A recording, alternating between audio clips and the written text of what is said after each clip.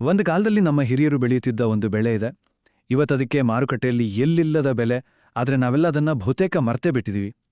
ಏನಿದು ಬೆಳೆ? ಇದರ ಶಕ್ತಿ ಎಂಥದ್ದು? ಬನ್ನಿ ಇವತ್ತಿದರ ಬಗ್ಗೆ ತಿಳ್ಕೊಳ್ಳೋಣ. ಒಂದು ಕ್ಷಣ ಯೋಚನೆ ಮಾಡಿ ನೋಡಿ. ಎಂಥ ಬರಗಾಲನೇ ಇರ್ಲಿ, ತುಂಬಾನೇ ಕಡಿಮೆ ನೀರಲ್ಲೇ ಸಮೃದ್ಧವಾಗಿ ಬೆಳೆದು ನಿಲ್ಲೋ ಒಂದು ಬೆಳೆ ಇದ್ರೆ ಹೇಗಿರುತ್ತಲ್ವಾ? ಅಷ್ಟೇ ಅಲ್ಲ, ಅದಕ್ಕೆ ಜಾಸ್ತಿ ಆರೈಕೆನೂ ಬೇಡ. ರಾಸಾಯನಿಕ ಗೊಬ್ಬರಗಳ ತಲೆನೋವೇ ಇಲ್ಲ. ಸುಡು ಬಿಸಿಲಲ್ಲೂ ನಾನಿದ್ದೀನಿ ಅಂತ ಧೈರ್ಯವಾಗಿ ನಿಲ್ಲುತ್ತೆ. ಯೋಚಿಸಿ, ಒಂದು ಕಾಲದಲ್ಲಿ ಇದೆಲ್ಲ ನಮ್ಮ ಹಿರಿಯರ ಮುಖ್ಯ ಆಹಾರ ಆಗಿತ್ತು. ಆದರೆ ಇವತ್ತು ಇದೇ ಬೆಳೆಗ ಆರೋಗ್ಯ ತಜ್ಞರು ಸೂಪರ್ ಗ್ರೇನ್ ಅಂತ ಪಟ್ಟ ಕೊಟ್ಟಿದ್ದಾರೆ. ನಗರಗಳಲ್ಲಂತೂ ಇದಕ್ಕೆ ಡಿಮ್ಯಾಂಡ್ ಅಪೋ ಡಿಮ್ಯಾಂಡ್. ಹಾಗಿದ್ರೆ ಒಣಭೂಮಿ ಕೃಷಿಯ ಭವಿಷ್ಯವನ್ನೇ ಬದಲಿಸೋ ಶಕ್ತಿಯಿರೋ, ನಾವು ಮರೆತು ಹೋಗಿರೋ ಆ ಅದ್ಭುತ ಬೆಳೆ ಯಾವುದು? ಆ ಶಕ್ತಿಶಾಲಿ ಬೆಳೆಯೇ ನವಣೆ. ಹೌದು, ಇಂಗ್ಲಿಷ್ನಲ್ಲಿ ಫಾಕ್ಸ್ಟೇಲ್ ಮಿಲೆಟ್ ಅಂತ ಕರೀತಾರೆ. ಇದು ಸುಮ್ಮನೆ ಅಲ್ಲ, ಇಡೀ ಪ್ರಪಂಚದಲ್ಲೇ ಬೆಳೆಯೋಕೆ ಶುರು ಮಾಡಿದ ಅತಿ ಹಳೆಯ ಸಿರಿಧಾನ್ಯಗಳಲ್ಲಿ ಇದು ಕೂಡ ಒಂದು.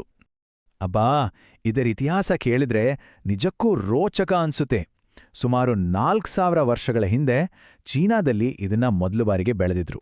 ಅಲ್ಲಿಂದ ಏಷ್ಯಾ, ಆಫ್ರಿಕಾ ಅಂತ ಜನರ ಮುಖ್ಯ ಆಹಾರವಾಗಿತ್ತು. ಈಗ ನೋಡಿ, ಹವಾಮಾನ ಬದಲಾವಣೆಯ ಈ ಟೈಮ್ನಲ್ಲಿ ಒಂದು ಸೂಪರ್ ಫುಡ್ ಆಗಿ ಭರ್ಜರಿ ಕಂಬ್ಯಾಕ್ ಮಾಡ್ತಿದೆ.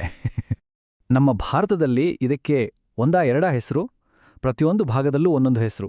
ಹಿಂದಿಯಲ್ಲಿ ಕಂಗನಿ ಅಂದ್ರೆ ನಮ್ಮ ಕನ್ನಡದಲ್ಲಿ ನವಣೆ, ತಮಿಳಿನಲ್ಲಿ ತೆನೈ, ತೆಲುಗಿನಲ್ಲಿ ಕೊರ್ರ.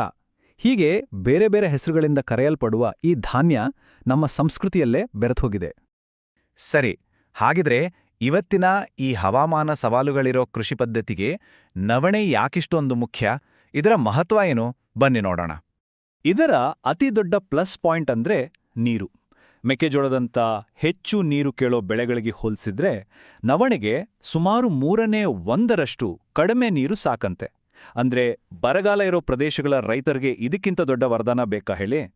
ಇದು ಕಡಿಮೆ ಖರ್ಚಿನ ಬೆಳೆ ಕೂಡ ಹೌದು. ಇದಕ್ಕೆ ಜಾಸ್ತಿ ಗೊಬ್ಬರದ ಖರ್ಚಿಲ್ಲ. ಅಷ್ಟೇ ಅಲ್ಲ, ತಕ್ಕ ಮಟ್ಟಿಗೆ ಫಲವತ್ತತೆ ಇರೋ ಮಣ್ಣಲ್ಲೂ ಆರಾಮಾಗಿ ಬೆಳೆಯುತ್ತೆ. ಅಂದ್ರೆ ಸಿಂಪಲ್ ಆಗಿ ಹೇಳೋದಾದ್ರೆ ರೈತರಿಗೆ ಕಡಿಮೆ ಬಂಡವಾಳ, ಕಡಿಮೆ ರಿಸ್ಕ್. ಅಷ್ಟೇನಾ? ಖಂಡಿತ ಇಲ್ಲ. ಇದು ಕೇವಲ 70-90 ದಿನಗಳಲ್ಲೇ ಫಸಲಿಗೆ ಬರುತ್ತೆ. ಹಬ್ಬಾ, ಎಷ್ಟು ಬೇಗ ಅಲ್ವಾ? ಮಳೆ ಯಾವಾಗ ಬರುತ್ತೋ, ಯಾವಾಗ ಕೈ ಕೊಡುತ್ತೋ ಅನ್ನೋ ಟೆನ್ಷನ್ ಮಧ್ಯೆ ಇಷ್ಟು ಬೇಗ ಬೆಳೆ ಕೈಗೆ ಸಿಕ್ಕಿದ್ರೆ ರೈತರಿಗೊಂದು ಧೈರ್ಯ, ಆರ್ಥಿಕವಾಗಿ ಒಂದು ಭದ್ರತೆ ಸಿಕ್ಕಾಗುತ್ತೆ. ಸರಿ, ಇದು ರೈತರಿಗೆ ಹೇಗೆಲ್ಲ ಉಪಯೋಗ ಅಂತ ನೋಡಿದ್ವಿ. ಈಗ ನಿಮ್ಮಂಥ ಗ್ರಾಹಕರ ಕಡೆಗೆ ಬರೋಣ. ಯಾಕಿದಕ್ಕೆ ಇಷ್ಟೊಂದು ಜನಪ್ರಿಯತೆ ಬರ್ತಿದೆ? ಇದರಲ್ಲಂಥ ಪೌಷ್ಟಿಕಾಂಶದ ಶಕ್ತಿ ಏನಿದೆ? ಈ ಚಾರ್ಟ್ ನೋಡಿ. ಇದರಲ್ಲಿ ನಾರಿನಾಂಶ, ಪ್ರೋಟೀನ್, ಕಬ್ಬಿಣಾಂಶ ಮತ್ತೆ ನಿಯಾಸಿನ್ ತರಹದ ಪ್ರಮುಖ ವಿಟಮಿನ್ಗಳು ಎಲ್ಲವೂ ಹೇರಳವಾಗಿದೆ. ಇದೊಂದು ರೀತಿ ಕಂಪ್ಲೀಟ್ ಪೌಷ್ಟಿಕಾಂಶಗಳ ಪ್ಯಾಕೇಜ್ ಇದ್ದ ಹಾಗೆ. ಆದ್ರೆ ಇದರ ಅತಿ ದೊಡ್ಡ ಆರೋಗ್ಯ ಲಾಭ ಅಂದ್ರೆ ಇದರ ಗ್ಲೈಸೆಮಿಕ್ ಇಂಡೆಕ್ಸ್ ತುಂಬಾನೇ ಕಡಿಮೆ ಇರೋದು. ಅಂದ್ರೆ ಏನ್ ಗೊತ್ತಾ? ಇದು ರಕ್ತದಲ್ಲಿ ಸಕ್ಕರೆ ಪ್ರಮಾಣವನ್ನ ಒಂದೇ ಸಾರಿ ಜಾಸ್ತಿ ಮಾಡಲ್ಲ, ನಿಧಾನವಾಗಿ ಏರಿಸ್ತೆ. ಅದಕ್ಕೆ ನೋಡಿ, ಮಧುಮೇಹಿಗಳಿಗೆ ಮತ್ತು ಹೆಲ್ತ್ ಬಗ್ಗೆ ಕಾಳಜಿ ಇರೋರಿಗೆ ಇದೊಂದು ಅದ್ಭುತ ಆಯ್ಕೆ. ಒಂದು ಸಂಶೋಧನೆ ಏನು ಹೇಳುತ್ತೆ ಗೊತ್ತಾ? ಯಾರು ನವಣೆ ಆಹಾರವನ್ನು ನಿಯಮಿತವಾಗಿ ತಿಂತಾರೋ ಅವರಲ್ಲಿ ಮಧುಮೇಹ ಬರೋ ಸಾಧ್ಯತೆ ತುಂಬಾನೇ ಕಡಿಮೆ ಅಂತ. ಅಬ್ಬಾ, ಇದರ ಆರೋಗ್ಯಕಾರಿ ಗುಣಕ್ಕೆ ಇದಕ್ಕಿಂತ ದೊಡ್ಡ ಸಾಕ್ಷಿ ಬೇಕಾ? ಸರಿ, ನವಣೆ ಕೃಷಿಗೂ ಒಳ್ಳೇದು, ಆರೋಗ್ಯಕ್ಕೂ ಒಳ್ಳೇದು ಅಂತ ಗೊತ್ತಾಯ್ತು. ಆದ್ರೆ ಇದೆಲ್ಲ ರೈತರಿಗೆ ಆರ್ಥಿಕವಾಗಿ ಲಾಭ ತಂದುಕೊಡುತ್ತಾ? ಮಾರುಕಟ್ಟೆಯಲ್ಲಿ ಇದಕ್ಕೆ ಯಾವ ರೀತಿ ಅವಕಾಶಗಳಿವೆ? ಬನ್ನಿ ಆ ಬಗ್ಗೆನೂ ನೋಡೋಣ. ನಿಮ್ಗೆ ಗೊತ್ತಿರ್ಬೋದು, ಇತ್ತೀಚೆಗೆ ಸಿಟಿಗಳಲ್ಲಿ ಸಾಂಪ್ರದಾಯಿಕ ಧಾನ್ಯಗಳಿಗೆ ಬೇಡಿಕೆ ಸಿಕ್ಕಾಪಟ್ಟೆ ಜಾಸ್ತಿಯಾಗಿದೆ. ಜನ ಈಗ ಪಾಲಿಷ್ ಮಾಡಿದ ಅಕ್ಕಿಯೆಲ್ಲ ಬಿಟ್ಟು ನವಣೆ ಅಂತಹ ಆರೋಗ್ಯಕರ ಧಾನ್ಯಗಳನ್ನು ಹುಡ್ಕೊಂಡು ಬರ್ತಿದ್ದಾರೆ. ಆದರೆ ಇಲ್ಲೊಂದು ಮುಖ್ಯವಾದ ಪ್ರಶ್ನೆ ಬರುತ್ತೆ. ಇಷ್ಟೆಲ್ಲ ಬೇಡಿಕೆ ಹೆಚ್ಚಾಗ್ತಿದೆಯಲ್ಲ, ಅದನ್ನ ಪೂರೈಸೋಕೆ ಬೇಕಾದಷ್ಟು ನವಣೆ ಪೂರೈಕೆ ಆಗ್ತಿದೆಯಾ? ನಿಜ ಹೇಳ್ಬೇಕಂದ್ರೆ ಇಲ್ಲ.